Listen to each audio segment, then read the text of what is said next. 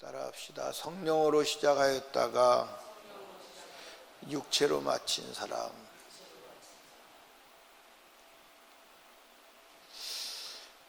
성령으로 시작하였다가 육체로 마친 사람의 대표적인 인물 중에 한 사람이 사울이에요. 사울이 영적인 사람이었거든요. 아주 겸손하고, 그리고 사울이 왕이 되기 전에 하나님께서 그에게 새 마음을 주시고 새 영도 부어주시고 영적으로도 체험하고 예언도 하고 했던 사람이거든요. 근데 오늘 이 사울이 죽는 장면을 보면 비참하지요.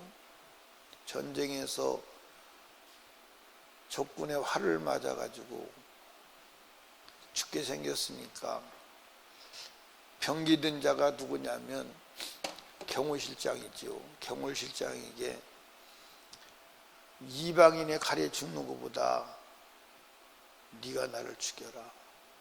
그걸 어떻게 경호실장이 자기 왕을 죽여요? 못 죽이니까 칼에 엎드려서, 자기 칼에 엎드려서 죽어요.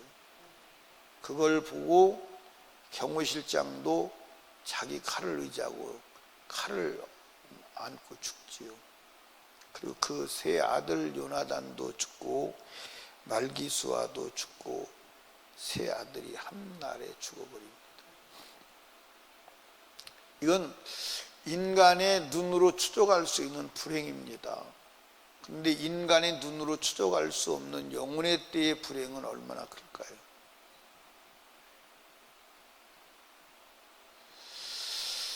갈라디아 사람들이 성령으로 시작하였다가 육체로 마치게 될 상황에 있었기에 바울 사도가 갈라디아서를 써서 다시 성령으로 돌아가라, 그렇게 이제 말을 하는 거예요. 요한계시록 2장 3장을 보면 성령으로 시작하였다가 육체로 마치는 자가 많다는 것을 우리가 볼 수 있어요. 그러니까 갈라디아 7교회는 다 성령으로 시작했는데 가서 읽어보시면 서모나 교회와 빌라델비아 교회 말고는 육체로 전락한 교회예요. 그들은 다시 성령을 회복하지 않으면 멸망할 존재들임을 볼 수가 있어요. 성경에 보면 성령으로 시작했다 육체로 마친 사람들이 많고, 오늘도 믿음 생활하는 사람들을 보면 성령으로 시작했다가 육체로 마친 사람들이 아주 많습니다.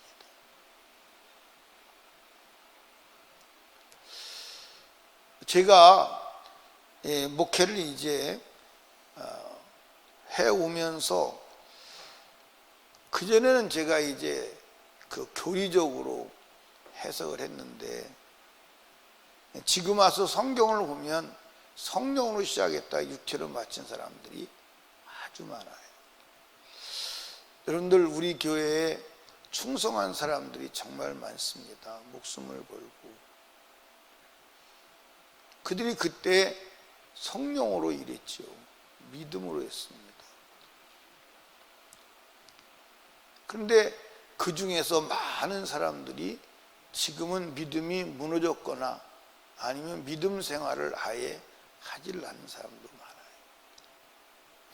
남편들이 그렇게 핍박을 하는데도 불구하고 신앙생활했어요. 남편들이 아내를 붙들고 핍박을 해도 안 되니까 이제 나한테 공격을 하는 거죠. 나한테.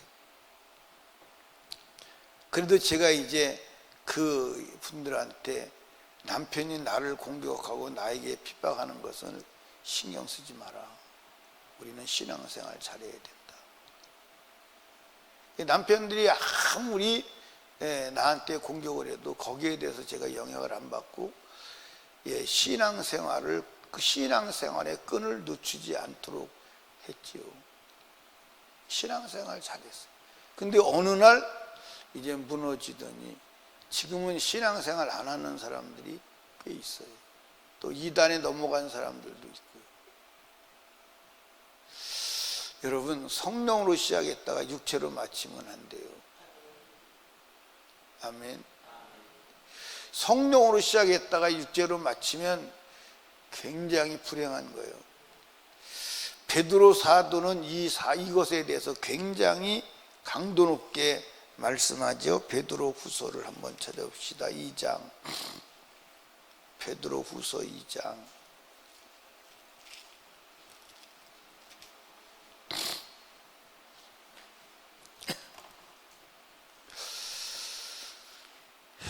예, 10절을 볼까요? 10절.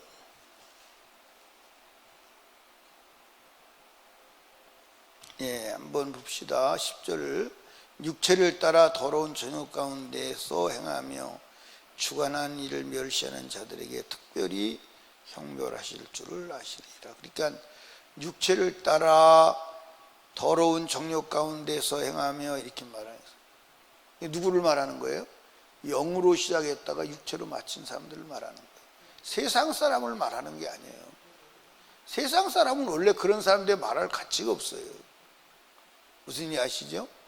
그러니까 여러분들이 성경을 읽으실 때 이 성경을 베드로 사도가 이 성경을 쓸 때 누구에게 썼느냐, 누구를 대상으로 썼느냐가 중요하잖아요. 그렇죠? 성경을 누구로 대상으로 썼어요? 디아스포라들에게 썼어요. 디아스포라가 뭐예요? 예수 그리스도를 믿기 위해서 나그네의 삶을 사는 유대인들을 말하는 거예요. 그 나그네 삶을 사는 유대인, 그 유대인들이 믿음으로 출발해서 흩어져 살다가 결국 세상을 못 이기고 육신적으로 타락한 자들을 말하는 거예요. 그러니까 그들은 다 성령으로 시작했어요. 그래서 예루살렘 핍박이 일어날 때 오직 예수만 믿고 영생을 얻기 위해서 믿음으로 전답을 버리고 고향을 버리고 집을 버리고 형제를 버리고 가족을 버리고 보따리 하나 들고 방랑자 생활을 하는 사람이에요. 그런 사람들이 어느 날 타락해가지고 육체의 정욕을 따라 살아가는 거예요. 성령으로 시작했다가 육체로 마치는 거지. 자, 18절로 내려갑니다. 저희가 허탄한 자랑의 말을 토하며 잔혹한 미혹한데 행하는 사람들에게 겨우 피한 자들의 음란으로서 육체의 정욕에 유혹하여 저에게 자유를 준다도 멸망의 종들이니 진자는 이긴 자의 종이 됨이라. 졌다 이 말이에요. 그리고서 이제 만일 저희가 우리 구주 되신 예수 그리스도의 알므로 세상의 더러움을 피한 후에 그 중에 얽매이고 지면 나중에 비해 더 심하리라. 이게 누구예요? 육체로, 성령으로 시작했다 육체로 마친 자들이에요. 아멘. 그래 22절 1절 의의 도를 안 후 받은 명령을 거룩한 명령을 저버린 것보다 알지 못하는 게 도리어 저에게 나았으리라.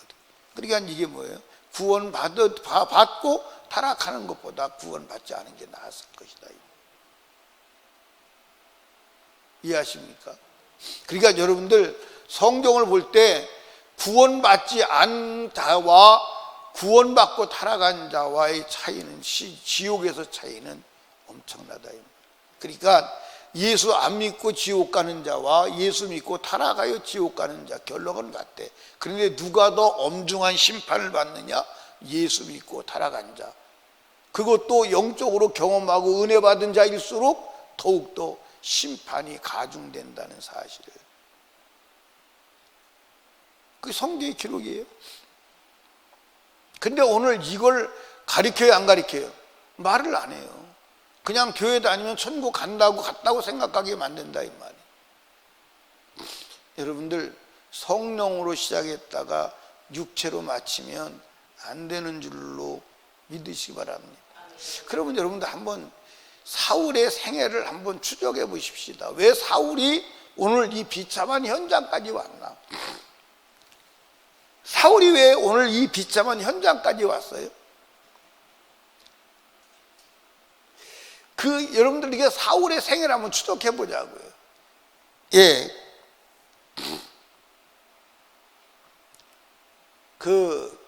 프랑스 루브르 박물관에 갔던 목사님의 이야기가 기억이 나요. 그 목사님이 이제 그 프랑스 루브르 박물관에 가서, 그 프랑스 루브르 박물관에 가면 그 나폴레옹의 일대기가 쭉 이렇게 이제 유품으로 정리가 됐다는 거예요. 유품으로. 전에도 얘기했죠. 그래서 이 나폴레옹이 어린 날부터 시작해서 이제 쭉 보는 거예요. 근데 나폴레옹이 전성기가 있죠. 예, 전 세계를 다 지배할 것처럼 내 사전에는 실패는 없다. 그리고 막 프랑스, 유럽, 예, 심지어 러시아까지 침공에 들어가기도 하고 막. 예? 그런데 결국 그 일생을 쭉 더듬어 가다 보니까 마지막에 그는 어떻게 인생을 마감을 짓느냐? 세인트 루이스라고 하는 섬에서 철침대에 누워서 홀로 고독하게 죽습니다. 그때 그 목사님, 만약에 나폴레옹이 자기 인생을 거꾸로 볼 수 있었다면, 이렇게 인생을 세인트 루이스 섬에서 홀로 고독하게 자기 인생을 마감할 줄 알았다면 그 젊은 청년들을 죽이고 전쟁에 내몰아서 그렇게 하지는 않았을 것이라는 거죠. 근데 여러분과 제가 우리 인생을 거꾸로 추적할 수 있어요, 없어요? 거꾸로 추적할 수가 없어요. 어떻게 마감될지를 우리는 모르잖아요. 그렇죠? 근데 거꾸로 추적할 수 있는 은혜를 허락하셨어요. 그게 성경이에요. 그게 성경이에요. 그러니까 여러분들, 사울의 생애를 보면 내 인생의 결론을 볼 수가 있어요. 예. 그리고 사울이 인생을 거꾸로 추적해 볼 수만 있었다면, 사울이 인생이 이렇게 마감되는 걸 미리 볼 수만 있었다면 그렇게 살지 않았을 거예요. 그렇지 않습니까? 사울이 인생이 이렇게 마감될 줄 알았다면 사울이 그렇게 살지 않았을 것이라고. 사울을 기록하는 것은 우리 인생을 미리 보여주게 하기 위함임을 아시기 바라요. 여러분 인생이 이렇게 끝나면 안 돼요. 이렇게 끝나면 안 돼요. 여러분들 지금 사울이 인생이 비참해요, 안 비참해요? 비참해요. 예, 이거보다 더 비참할 수가 있어요? 여러분들 아들 셋이 전쟁터에서 하루아침에 다 죽어버려요. 그러니까 사부자가 죽는 거예요, 사부자가. 근데 여러분들 육체의 죽음으로 끝나는 게 아니라 영혼의 때는 어떻겠느냐 생각을 해보시라 이 말이에요. 그러면 이 사울, 이 불행의 단초가 어디서부터 시작되냐면 사실은 예배에서부터 시작되는 거예요. 예배가 어긋맞는 거예요. 잘못된 예배로부터 시작되는 거예요. 이해하십니까? 사울의 인생이 잘못된 예배로부터 그 전까지는 하나님과 문제가 있었어요, 없었어요? 없었어요. 잘못된 예배로부터 시작되는 거예요.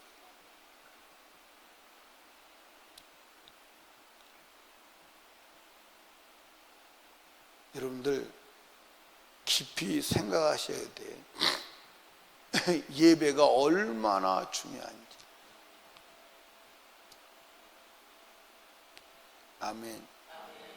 근데 오늘 예배를 중요시하는 사람이 없어요.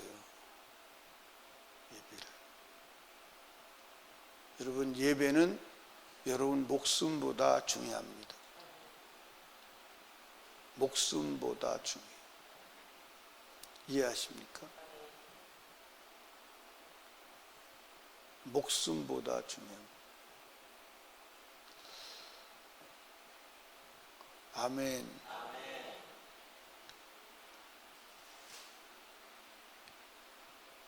근데 예배를 잘못 드릴 수밖에 없도록 마귀는 상황을 만들어요. 그러니까 사울이 예배 드릴 때 사무엘에게 뭐라고 말하죠? 부득이하여. 어쩔 수 없었다 이 말이에요. 마귀가 하는 장난이에요. 여러분, 마귀가 아무리 환경과 상황을 만들어도 우리는 하나님 말씀을 떠나면 안 돼요.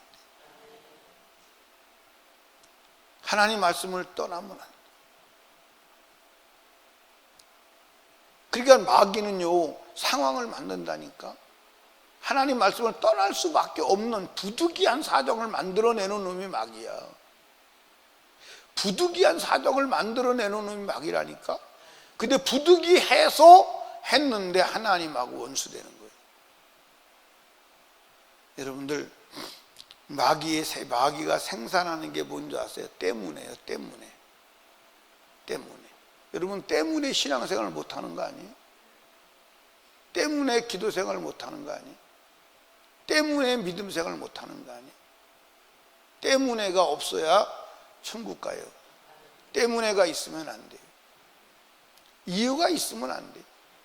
그러니까 성경의 사람들, 믿음의 사람들은 이유 불문곡직하고 주님의 말씀에 명령에 순종한 사람들. 아멘. 따라합시다. 작은 불순종이 사울을 그렇게 만들었어요. 여러분들, 여러분과 제가요, 사울이 막 사람들이 그래요. 막 사울이 불순종했다고. 근데 사울은 순종했다고 떳떳하게 말했어요. 사울의 불순종은요, 미미한 거예요. 아주 미미한 거예요. 그러니까 사울이 사무엘에게 말할 때 뭐라고 말했냐면, 아각 외에는 다 죽였습니다. 살찐소 몇 마리 외에는 다 죽였습니다. 여러분들, 큰 불순종이 아니에요. 여러분과 저는 통째로 불순종하잖아. 통째로 불순종하잖아. 통째로 불순종하잖아. 그러고도 불순종했는지도 모르잖아. 작은 불순종이 사울을 이렇게 비참하게 만든 줄로 믿으시기 바랍니다. 아멘. 세 번째는 이기주의요. 항상 자기중심으로 생각하는 거예요. 이해하십니까? 근데 다윗은 자기중심으로 생각하지 않아. 하나님 중심으로 생각해. 그게 차이요. 다윗은, 사울은 항상 자기중심이야. 자기중심. 그러니까 이게 이제 하나님하고 점점 더 멀어지는 겁니다. 이 나중에는 사울이 하나님의 뜻을 알면서도 불구하고 불순종하는 거예요. 작은 불순종이 결국은 큰 불순종을 만들어내는 원인이 되는 거예요. 이기주의, 다 자기중심주의, 다 자기중심. 자기중심적인 사람은요, 다른 것이 보이지 않아요. 자기밖에 안 보여요.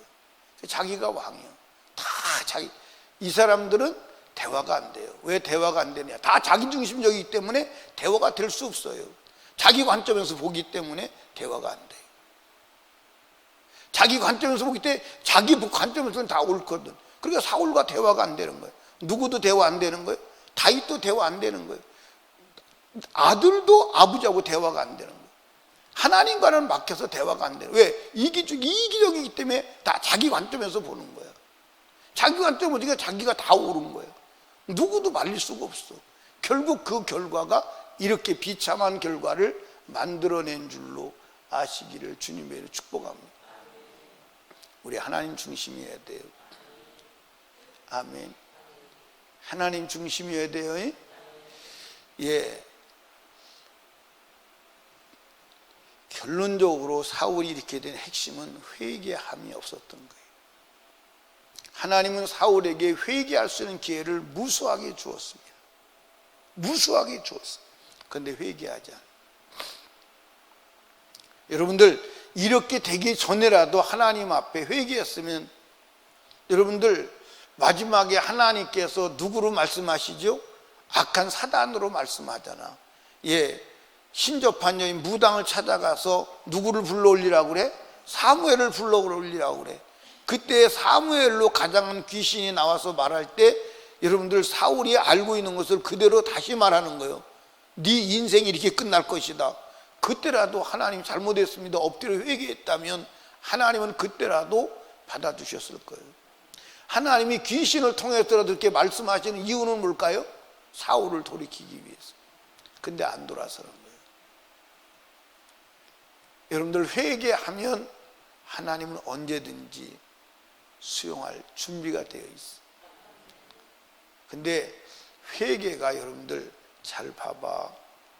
회개하면 되지. 여러분들 사단이 회개하도록 그렇게 내버려 두는 줄 아세요? 그러니까 우리는 사단을 제외하고 신앙생활을 생각을 해요. 사단이 죄짓게 하고 딱 결박한 자가 회개하게 내비두겠어요? 이유를 대지. 이유를 만들어서 정당화시키지 회개 못하게 해요. 회개가요 쉬운 게 아니에요. 회개가 쉬운 게 아니에요. 이해하십니까? 회개가 쉬운 게 아니라니까. 회개가 쉬운 게 아니에요. 잘못을 알아도 회개가 안 돼. 사단이 죄짓게 할 때 그냥 회개하도록 내비려. 여러분 같으면 여러분 같으면 잡았는데 빠져나가도록 내비두겠어요? 내비두겠냐고. 여러분 같으면 잡았는데 빠져나가도록 방치하겠느냐고.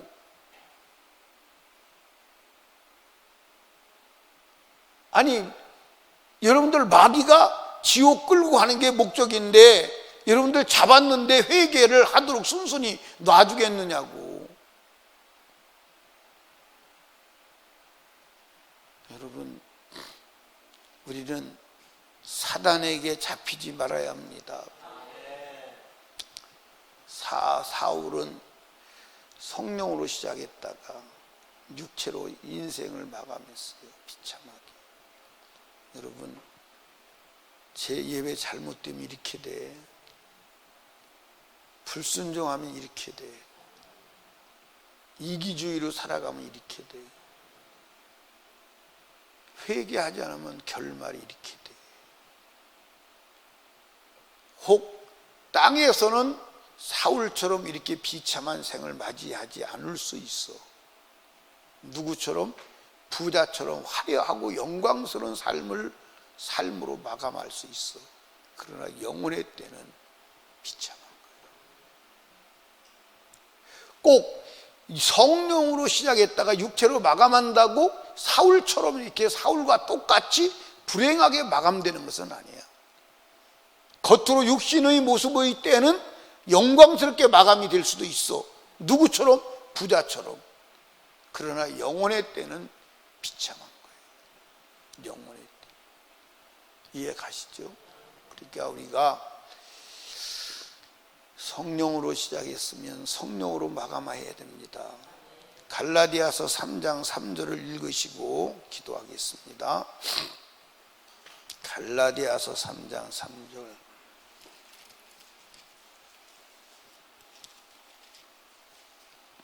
찾으셨나요? 자, 읽습니다. 함께 시작. 너희가 이같이 어리석으냐? 성령으로 시작하였다가 이제는 육체로 마치겠느냐? 성령으로 시작했다가 육체로 마치는 게 사울 얘기만은 아니에요. 갈라디아 교회 이야기예요. 갈라디아 교회 이야기만 아니에요. 아시아 7교회 이야기예요. 아시아 7교회 이야기가 아니에요. 오늘 우리의 이야기예요. 이해하십니까? 여러분, 여기 봐. 우리 여기 있는 여러분들 다 시작은 성령으로 했지, 그지? 맞아, 안 맞아요? 다 성령으로 했어. 다 시작은 성령으로 했어. 근데 육체로 마감하는 사람이 성령으로 시작했다가 성령으로 마감하는 사람보다 훨씬 많아. 훨씬 많아. 훨씬 많아요. 이해하십니까? 우리 성령으로 시작했다가 성령으로 마감하기를 주님의 이름으로 축복합니다. 보면 알아요. 보면 알아. 보면 보인다니까. 근데 보이는데 자기 자신만 안 보일 뿐이요. 성령으로 시작했다가 성령으로 마감하는 축복된 자가 되시기를 주님의 이름으로 축원합니다. 아멘. 우리 주여 세 번 부르짖고 기도합니다. 주님 세 번 부르짖고 기도할 때 하나님 아버지, 성령으로 시작한 내가 성령으로 마감하게 도와 주시옵소서.